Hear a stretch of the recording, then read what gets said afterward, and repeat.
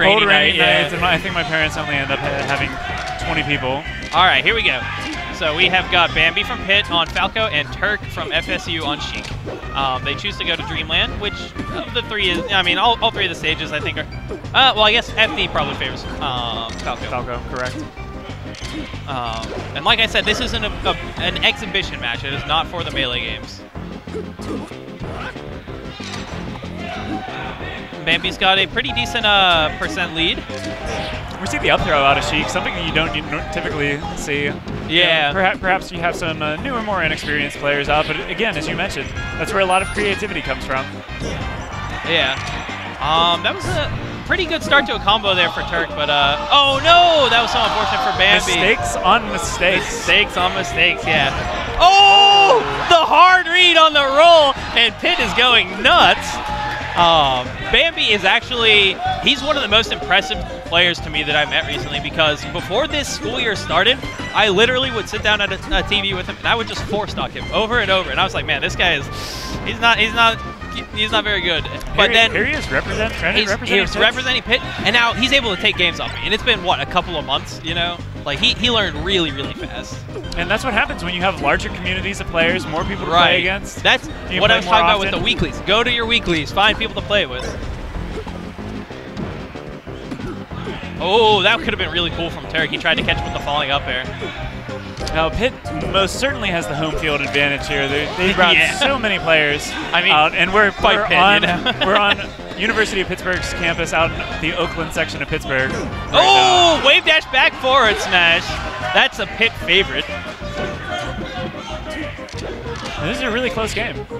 These two guys are really going at it right now. And like we said, the first game means a lot because it determines counter pick advantage basically for the rest of the set, or crew battle.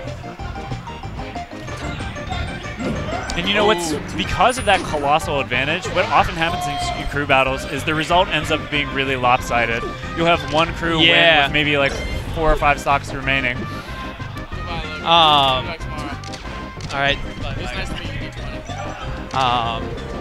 Sorry about that. We were just getting some hugs from some of our fans. Getting some hugs. All right, and Bambi, he's kind of putting a lot of pressure on right here. You know, he's not really, he's like, yeah, whatever, I'm down to stuff. Oh, he waited for Turk to come down. He didn't bother chasing him, gets the hard read on the tech with a forward smash, and then manages to convert that into a kill with a down smash for the edge guard. This is so important right here. That was nice and clean. And the chant is Bambi from the crowd.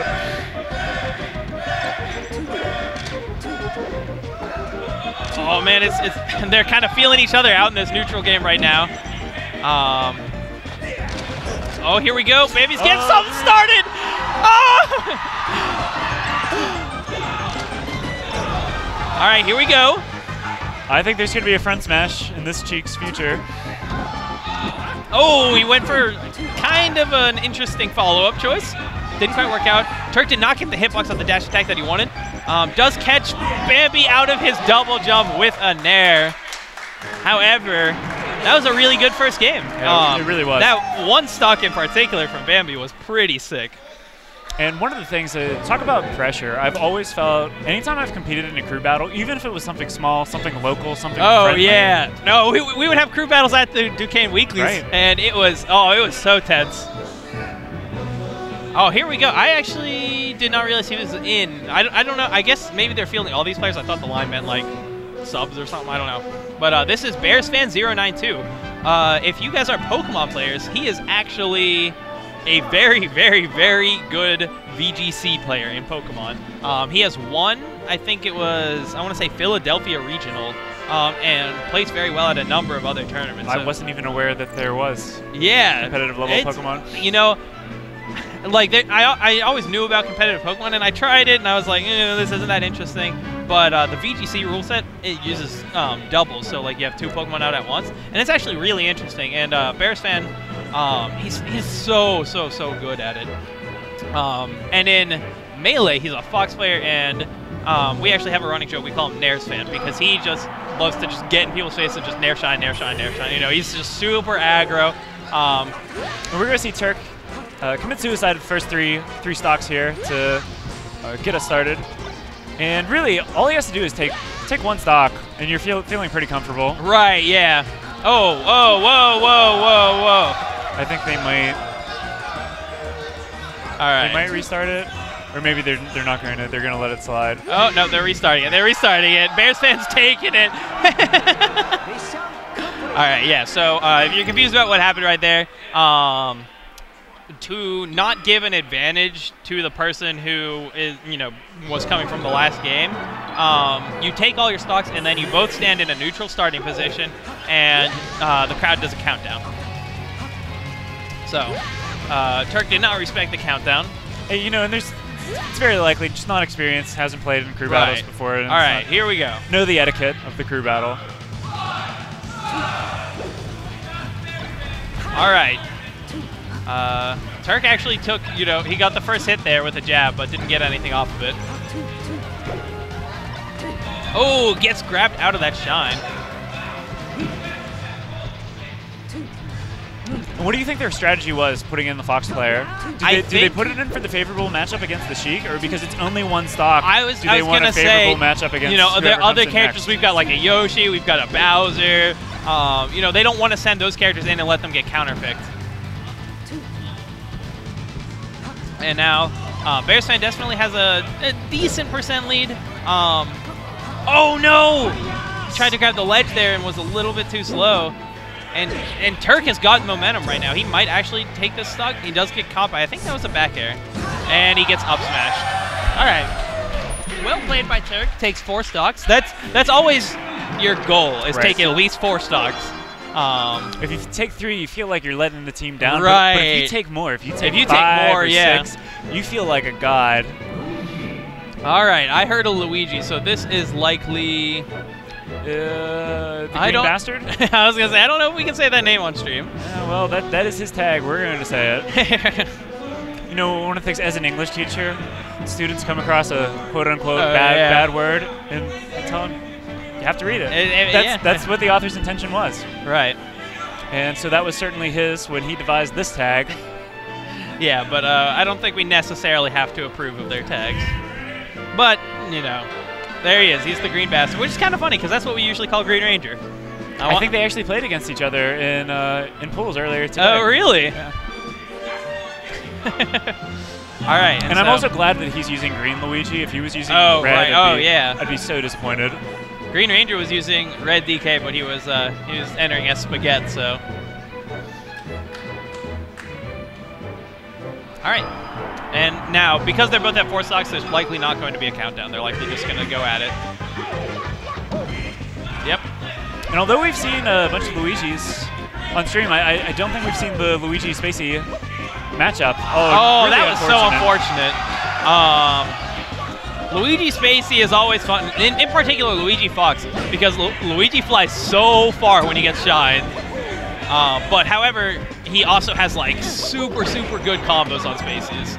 I remember hearing once, I think this was at pound 5.5, somebody was like, it just sounds like his attacks are so brutal sounding, it sounds like a dad beating their kid. And that's kind of how it looks sometimes. It's just slapping them. I definitely did not mean to do that dash attack. That's pretty much never safe.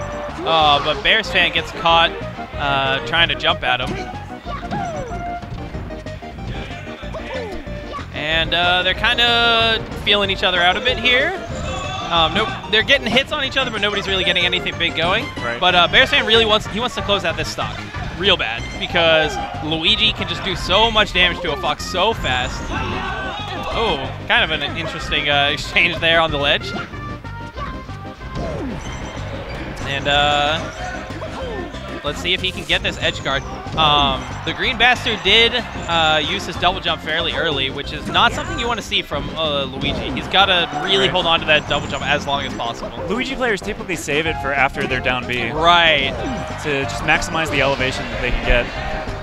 Man, I got to say, the Green Bastard's player cam is kind of intimidating. His eyes are super wide. He's out for blood. It looks like he drank a Mountain Dew before playing. Oh! And Bears fan catches him with a shine, and now he's up a solid 3 stocks to 1. At this point, it's just damage control for Green Right, Bastard. yeah. You can't allow these matches to get that out of control. Take a stock here, just chalk it up as a victory, and you know, have some faith in your team that they're going to get it back. But I mean, but he was able to. You always want to go stock. for one more in a crew battle. You know, you never want to just accept a loss because it's not just you on the line. You know, it's your team.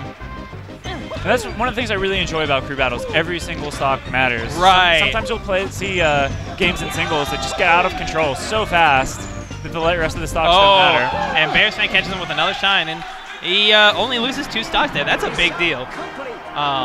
So now PITT kind of has momentum back going into the rest of the games. And the other thing to consider when you're switching over from player to player, the percent doesn't carry over. So as long as you hold on to that stock, you can be at 150%. And you get a nice clean reset. reset. Get the reset, exactly. That's why I've seen people doing like 2-stock crew battles before just to make things go faster. And it's like that percent getting reset means so much more. Right, it just elevates the value of each stock. Whoa, I don't know what happened right there. But people found it funny, whatever it was. All right, so we have a Ness player coming up. This looks like Artist. This is Artist. And I don't think we've seen a Ness on stream today. Really goofy character. Do we have any? I know we have Hat Guy and Voodoo Jin, who both have Ness as a secondary. But yeah, and Hungry Bucks also plays Ness. Right, I've seen him try to go toe-to-toe with Armada's Young Link a couple of times with that Ness. Yeah, probably not the best counter pick choice. No. One thing I wanted to say about crew battles that makes them interesting compared to team battles in other games is in other games you see there's no stocks. And so we talked about how every stock matters. Like, you see a lot of like one person just like running train through a whole team. You can't have one person just straight carry your team in this game. Unless if you go watch VGBootCamp versus Crazy Return.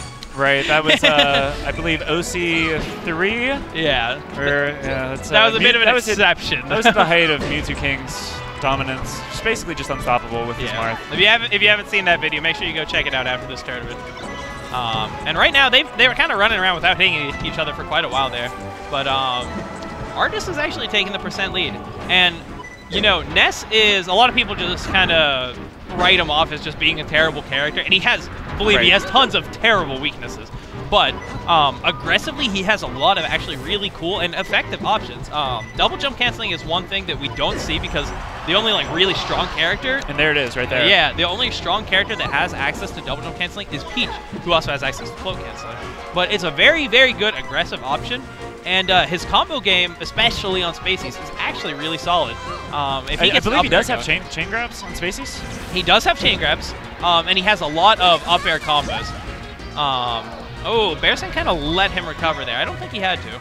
I think Luigi is one of those characters that, at a competitive level, he plays so much differently. Ness, you mean? Or Ness, I'm sorry. Ness plays so differently from the way that the game designers originally crafted him to play. So he can really catch people by surprise. Just his awkward movements. It's not something you see out of a lot of the characters. And yeah, there's not really another character that plays like him. Now, who are the big Ness players? Are there any famous Ness players? There's Mofo, and that's about it as far as I know. We could use some Ness players. If you're looking for a character. Oh! A flashy finish there from Artist. He is quite the artist, it seems. Oh, here it comes. Fan favorite, David the Bowser guy. Please tell me he plays Bowser. Oh, he plays Bowser. He plays Bowser, and when he really feels like playing something else, he switches to Kirby. I like it. I like this guy. He picked those 2 characters. This guy's okay in my book. He picked those 2 characters before he started playing competitively, and he never stopped. Actually, the one thing he usually does counterpick is if he loses and he's sad about the loss, he switches to Blue Bowser. Yeah, David the Bowser guy. He's pretty legendary around here, and he made it out of pools here, which is pretty impressive for a Bowser, you know. So Bowser's strengths. Does he have any strengths? He definitely does. one of his most unique strengths is his side B is a command grab, so it can be used in the air, which gives him a lot of interesting mix-ups. His recovery horizontally is very good, vertically not so much. His ledge game is very strong, and the way he controls platform, I love watching David just like wave dashing into the stage over and over. Oh, that should kill. Okay, maybe not. That does. Oh, catches him with a forward tilt. The back throw from the Koopa Claw actually does hit very hard. Oh! The up smash. He just sat there, just let Artist come to him and just up smashes him. David the Bowser guy has some of the most interesting ways of using Bowser's moves. One combo I've seen him do a couple. Oh, he caught him out of his double jump. This could be really bad for Artist. Gets up aired. Okay. Artist makes it back down safely. But one thing I've seen David the Bowser guy do, oh! Okay, doesn't get the edge guard, is up B into up tilt to kill spacies, actually, usually. He up B's into like the platform from like an aerial up B, and then combos it into the up tilt. It's pretty cool. And that was actually really solid there from Artist. Now, up B as a defensive move, it comes out of that shield almost instantly. Has invincibility. Definitely one of the best outer shield moves. And it's actually fairly solid aggressively as well. Oh, okay. I thought that might actually kill. And that up B does kill. And you can actually go straight from the up B to ledge grab. Yeah, you can go straight. DI. And so that's one trick of it. And another trick is if you land from going from the air to the ground like he just did there, there's either no lag or very little lag. I think it might just be the standard like 4 frames of landing lag. Matches out the up B to get out of that combo. And so you can do a lot of like up being into somebody from a platform and then combing that into a grab or something like that. It's pretty cool. Definitely a really versatile move. Oh, catches him with the up air. That up air is so strong, but so slow. And man, and David is just, he's looking very different from how I've ever seen him. He's always been kind of the not great at his tech skill, but, you know, just a very smart player. But he's hitting his L cancels. He's wave dashing a lot, which, you know, I never seen him do before. Oh, he catches him out of the double jump with the forward air, and that is going to be the game. David, the Bowser guy, looking very dominant. I think he took 3 stocks and only lost 1. And the champ, as I said, he is a crowd favorite. And so who do we have here? I cannot see his name tag is flipped around, so I can't see who he is. But we will probably know based on his character. I'm guessing this is Higgins. He looks like a Higgins. Yeah, I was just going to say that. This guy looks like a Higgins. I hope it is. I'm gonna really disappointed if it's not. Yeah.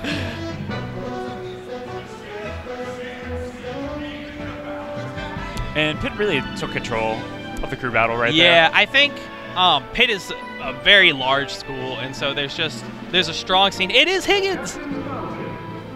Awesome. There's a strong scene here. And I can't believe we were right about that. That's so cool. You know, like I said, we got that weekly, which now hits like 50, 60 60 entrants per week. I heard somebody said they had 40 one week, and everybody was really disappointed. That was this week. We were 40, like Cold Bowl was there, and we were like, 5 pits tomorrow. Why do we only have 40 people? Now this matchup right here, when I play by myself and I'm just training against computers, and you just want to have some fun. When I wanted to have some fun, I go to Final Destination and I play against the level 1 Bowser with Captain Falcon. Here we go. And Bowser's run animation, it's the most adorable thing. it pretty much is. All right, we're underway here. I think the FSU and PITT stock counts are reversed. I'm not 100% sure, but I think PITT's in the lead. Oh, catches him with the grab. They went ahead and fixed it. All right. So pretty much everything works if you're Captain Falcon. Yeah. In this matchup, as far as the combos are concerned. Okay, catches him with a knee. I actually think... Oh, he goes for the Falcon Punch. Okay. At least he went for it. Good ledge play there by David the Bowser guy. Doesn't actually get the edge guard, though, which is not something you want to see against the Captain Falcon, especially in a match. Oh, he's taunting. And I think that's if you want to get back into this crew battle. Yeah, get in their head, Get in their head with Captain Falcon punches and taunts. It's okay. I have faith in David. Oh, this is so brutal, though. I was going to say... There's the level 1 computer combos right here. Oh, no. David lost his double jump. Oh, no. I guess he did lose his double. Or, I don't know. And Higgins Yeah, Higgins definitely really, coming out swinging here. He wants to even this up. He's really using the tier list to his advantage right here. However, if David can just take one stock, he will be. Oh! Now, David, the Bowser guy, is such a chill guy. I don't think he's going to let that taunting get to him. Oh, we tried to get the grab. And he has him at a percent now where he can F-tilt, edge guard. Yeah. You know, front air, edge guard. Oh, the hard read did not work out. Oh, wow. That was actually really unfortunate for Bowser. He was actually behind Captain Falcon. Okay, he should get this recovery. Hopefully. Oh, he should have waited and gone a little bit lower, actually. That is going to be it. We're all even again here. So, yeah, Higgins has evened it up. Oh, he is popping off.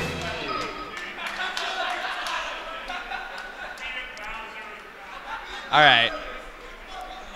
All right, and here we have Graphite. So, yeah, sure, you counterpick our Bowser with a Falcon, whatever, good for you. We send in a Falco against your Falcon, you know? Definitely known as one of the... Is he an up-and-coming player? He's very on and off. He's kind of famous for having a little bit of a temper. And so sometimes he, you know, kind of gets down on his own skill and, you know, takes breaks from the game. But recently he's been playing pretty well, and he took a game off of who I've been told is, or took a set off of who I've been told is the third best player from West Virginia, whose name I still forget. I've been told it like 40 times, but I'm terrible with names, so. But yeah, and, you know, he's certainly not bad. He's so inconsistent. Like he's beaten some really, really good players, and then he's lost to players who have just barely started the game, you know, which I guess that's the Falco thing. But yeah, he's definitely been playing well recently, and so I'm expecting him to be pretty strong going into this.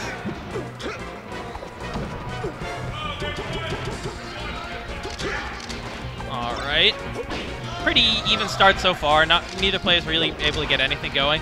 Oh, that was smart by Graphite to shoot a really low laser. There's an interesting laser mix-up in the neutral game in this matchup where Falcon can either jump over low lasers or side B under high lasers.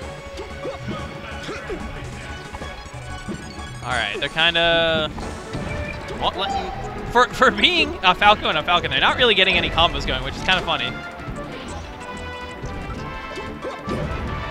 All right, and once again, they're just kind of able to walk out of each other's combos. But I feel like whoever is able to take this first stock is going to have like a big momentum advantage, and it looks like that's going to go to Graphite. And on that stock, we saw Higgins get locked into his jab, his repeating jab a couple of times. That can actually be canceled, so only the first jab comes out. I don't know if he was trying to do that or if they're just trying to get into his head. Oh. Graphite loves to do those edge cancels, and he does them all the time. And there it is again. He should do the triple edge cancel. You can edge cancel, immediate side B again, edge cancel again, and then double jump and edge cancel off the top platform. But he actually shouldn't do it because he could get punished. Or you could just screw up an SD. And it's not what you want to do in a tournament. Oh! Like that was pretty cool, though. So he edge canceled but stayed on the platform? Yeah, if you side B and edge cancel and then hold back in towards the platform, you won't actually go off stage. Oh, very nice. Graphite really dominating that stock.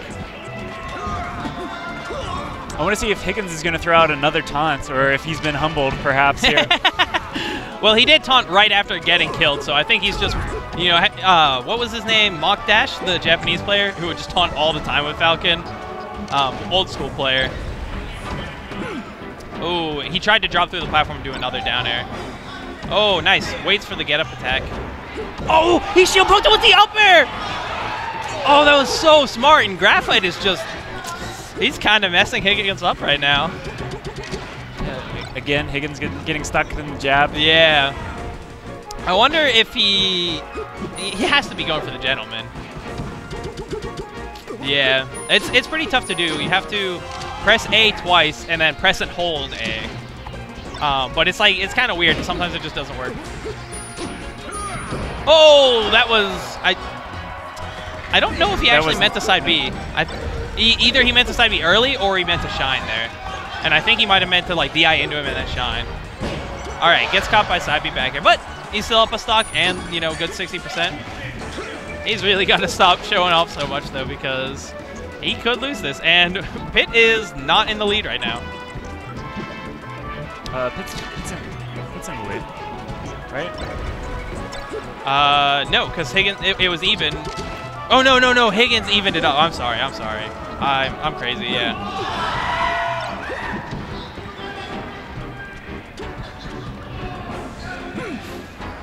Oh, this is pretty tense. And they're kind of like, neither of them wants to really commit to anything right now. Oh, jumps into the stomp. Oh, he gets spot dodge red. Does not roll into the down smash. Thank gosh. That would have been kind of embarrassing. Oh, he recovers, though. Thrown off stage again. Don't side B on. Oh, Falco's just so far away. Just grab the ledge. Right, yeah. Like, why even take the risk? There's sometimes, though, if you're a little nervous, you just kind of freeze up. Oh, and Graphite finishes it out. And he two stocks him. A really solid response from the PITT crew right there. So I think we only have... Oh, who is this? I think this is the first female Smasher we've seen on stream. And so this is either going to be a 12 a.m. or Perfect Hell. Peach, it sounds like. Peach. So 12 a.m. I was talking with Blake a little bit earlier. I think it's really good that some girl smashers are starting to be comfortable at tournaments here. It can be really intimidating for anybody, let alone a girl in an environment of all. Yeah, and it's always like, you know, half the population, half the talent is not coming to tournaments, but it's starting to be a lot more diverse, which is really cool. All right, now let's see. She does choose to go to Dreamland. Graphite. A classic Peach stage. Yeah. Just live forever. It's a very defensive stage for Peach. I actually I play Peach as a secondary, and I actually prefer Yoshi's and Fountain because I like to get in people's faces. But if you're a more defensive player, it makes sense to go here. All right, and now Graphite is off to a very, very strong start. I noticed 12 a.m. I don't know if she just messed up or if she doesn't really use float canceling. Oh, she did float cancel it down there, but didn't work out for her. You know what? She did not create any space to pull out turnips during that stock. She had a couple opportunities, decided not to. Like, she had an opportunity there. Oh, what is this? That was 3. Oh man, almost caught him with the forward smash. That was 3 down tilts into a down smash. That was definitely a very creative combo. Oh, and an unfortunate, and that's another thing Graphite's famous for. He SDs a lot. But he's got to be careful. He's on his last stock. One down smash can be 60%. Yeah.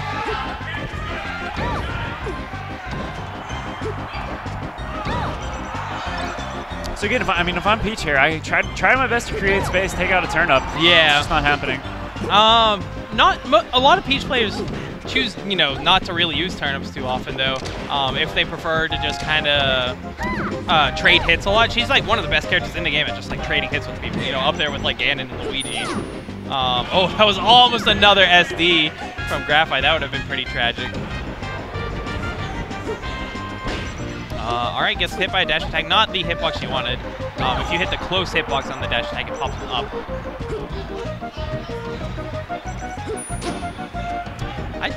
Is he going for more edge cancels, or I don't know. Oh, he probably could have up aired there and finished out that stock.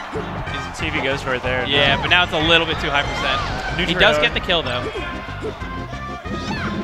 All right, shield pokes with the down smash, and Falco is at 60%. You know, I was gonna say a random nair or down smash. Oh, catches him with the float cancel back air. And the golf club. And the golf club, yeah. Oh, maybe he forgot he was playing Falco there. And now Falco's at a percent where even down smash or with poor DI. A forward throw, you know? That's forward throw is one of the few throws that can actually serve as a kill move. But she's going to have to work kind of hard to get a grab, and she catches it with the down smash. All right. So, Graphite took 6 or 7. 6, yeah, 6 or 7. He definitely put on a good showing. I think 7, because I think he took 4 off of Higgins. And you know, that's something that over the course of a crew battle, somebody at some point is typically gonna you're gonna get a bad mismatch and take 6 or 7. When we did the PITT versus CMU crew battle, Warp took like 12 stocks, and a bait took like 16 stocks. You know, like it was just kind of a crazy mismatch, you know. And that's what happens when people choose not to put like their best player against the opposing team's best player.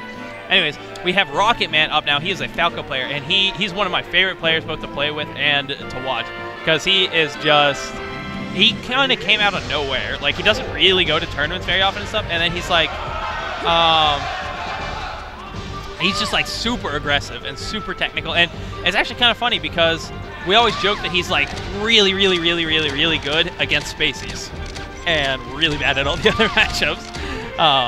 But he's been working on his other matches, working on his combo game and such.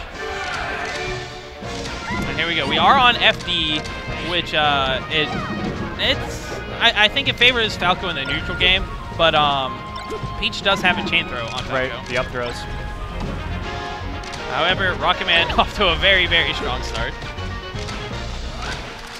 And he's definitely... He almost closed out the game right there. He's one of the heavy hitters from PITT that we don't really see very often, because like I said, he just doesn't go to stuff. Catches him with a down smash, catches her with a down smash, and loses that stock out very quickly. And so now PITT is up a full character, and so we should be seeing Perfect Hell, the Zelda player, coming up. Fun fact, the Lake has said over and over that Zelda beats Falco. And we always want to tell him he's wrong, but then he pulls out Zelda against these Falco players and just like 3 and 4 stocks him, and it's like, can you really tell him he's wrong then? What is it? Is it... I have no idea. He says like, oh, Fox is terrible, but then like he destroys Falco and this. You know, I have no idea.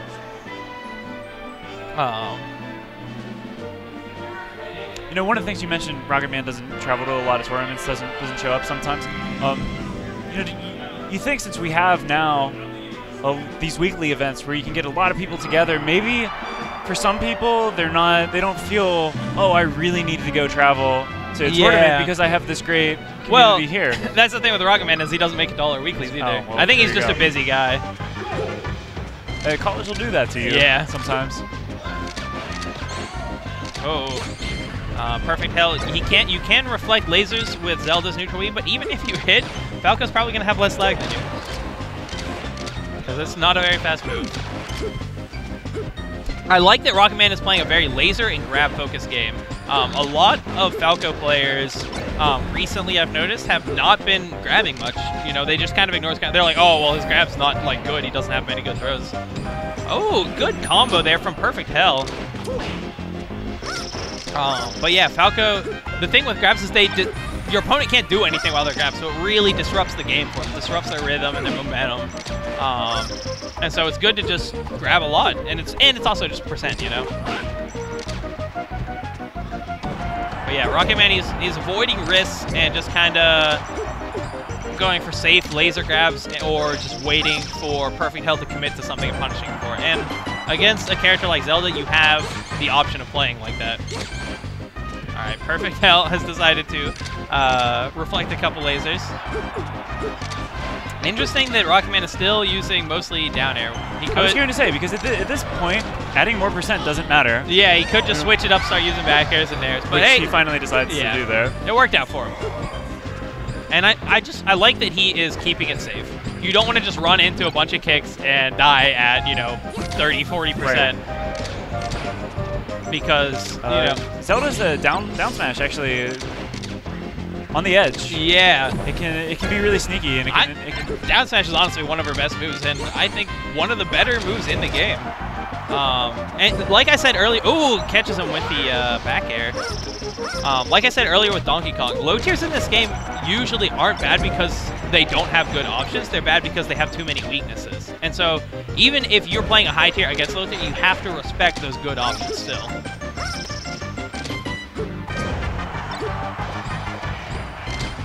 right. Rocket Man. Another thing is, because it's on Dreamland, he knows it's gonna be a long time before he gets a kill. Right. And so, don't rush him. Which is funny, because this is the complete opposite of how he used to play. But I like seeing it, you know? I like seeing players recognize weaknesses in their own style and adapt. Poor Zelda, her grab is so slow. It is scary though to get when you get grabbed by Zelda. Yeah, you know especially as a spacey, because she can combo like up throw into kicks and stuff.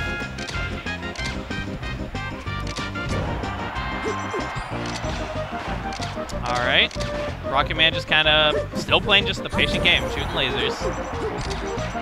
And now, you know, Perfect Hell's at that percent where we're looking for a back air. Oh. Unfortunate. Oh, sorry. And at this point, down to the last stock, this is just kind of about pride. Right, yeah. You know, that's, I think if Rocket Man takes this stock, he's going to be really happy with his performance. You know, he's going to be like, you know, he'll have taken 8 stocks and still have 3 left.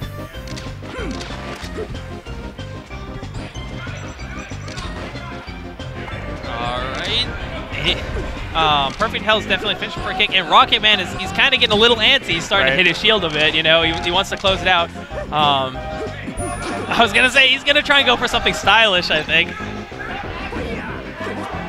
but I don't think it's a good idea. Oh, and he gets punished for it. Yeah. You know, I kind of like to see it. That's justice. Yeah, right. Yeah. Even though he's from Pitt, and I'm a Pitt alumni. You know, don't start popping off early, basically. Oh, goes for the spike, doesn't quite connect.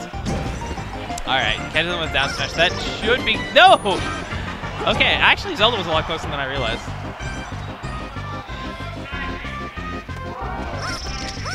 All right, just kind of waiting on the ledge game. Zelda, if done perfectly, that is fully invincible. Oh no! Oh, and he taunts. And then catches the back air. So Pitt takes it over FSU. With 5 stocks remaining. Well played by Pitt. Dos Equis, you can see him sitting there in the dress shirt and tie. He did not get to play. I thought it was pretty competitive. It was, yeah. You know, so often you get these crew battles, and it's just, you know, one crew just completely takes over early in the game, and it was pretty. It was close. It was back and forth. Through the middle portion of that. I would like to point out that that was definitely Pitt's B team. We did not use our best players. So hopefully this is something we'll see more of at tournaments, these collegiate. Yeah, I think crew battles. Before the Melee Games happened, we decided to have just a pride battle against CMU, and that was a lot of fun. And so I think, you know, as more people start coming to these like Pittsburgh tournaments, or specifically the Pitt tournaments, I think we're going to see a lot more of these like college crew battles. It's always fun. Crew battles are so much fun as long as there's some kind of pride on the line, whether it's like regional or whatever. And anytime that you're on stream and you have an audience of 100 people, yeah. So I think we're going to be wrapping up shop here. Okay.